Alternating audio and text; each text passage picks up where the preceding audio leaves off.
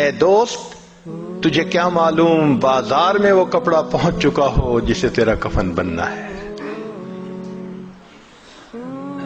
اے دوست تجھے کیا معلوم بازار میں وہ کپڑا پہنچ چکا ہو جسے تیرا کفن بننا ہے. انسان شادی بیاہ میں مشغول ہوتا ہے اور اس کو نہیں پتا ہوتا کہ قبر تم میں کفن کا کپڑا پہنچ چکا ہوتا ہے. اللہ اکبر کبیرہ. ایک آدمی کو دشمن نے قتل کیا اور نہر کے اندر ڈال دیا. کئی دن اس کی لاش نہر کے اندر ہی رہی تو پھول گئی. ایسی پھول گئی کہ جب اس کو نکالا گیا تو پتہ نہیں چلتا تھا کہ یہ کون ہے کون نہیں. پہچاننا مشکل تھا. یہ بھی پتہ نہیں تھا کہ کس شہر کا ہے.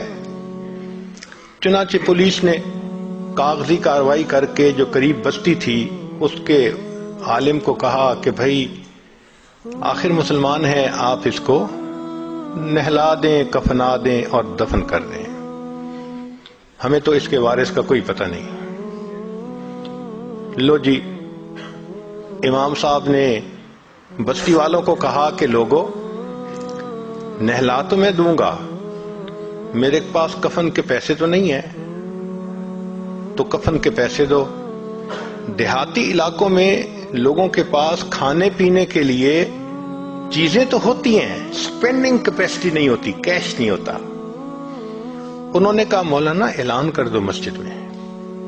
بستی میں اعلان ہوا، لوگوں لاوارث نعش ہے، کفن خریدنا ہے، اس کا چندہ کرو.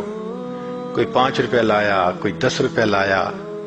آدھا گھنٹہ اعلان ہوتا رہا لاوارث نعش، اور پھر جا کے پیسے پورے ہوئے تو اس کو کفن دے کے اس کا جنازہ پڑھا کے اس کو دفن کر دیا گیا. پولیس اس کی تفتیش میں تو لگی ہوئی تھی.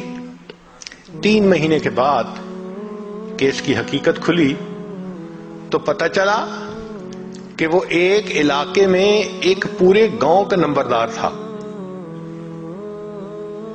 اور اس کی 4 مربع زمین تھی جس میں فروٹ کا گارڈن بنا ہوا تھا.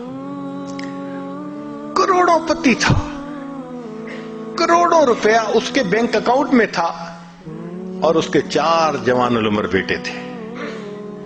4 بیٹے ہیں، کروڑوں پتی ہے، بینک میں کروڑوں روپیہ ہے. لیکن اس کو کبھی پتہ نہیں تھا جب میں مروں گا میرے کفن کے لیے آدھا گھنٹہ چندہ کیا جائے گا. وارث مان نہ کری وارثاں دا، رب بے وارثا کر مارتا ہی.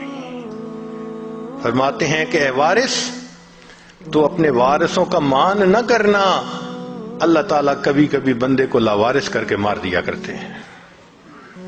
کیا پتہ کس حال میں موت آئے. اس لیے نبی اسلام نے فرمایا کن فی الدنیا کأنک غریب او عابر السبیل. دنیا میں ایسے زندگی گزارو جیسے کوئی مسافر ہوتا ہے یا جیسے کوئی پردیسی ہوا کرتا ہے.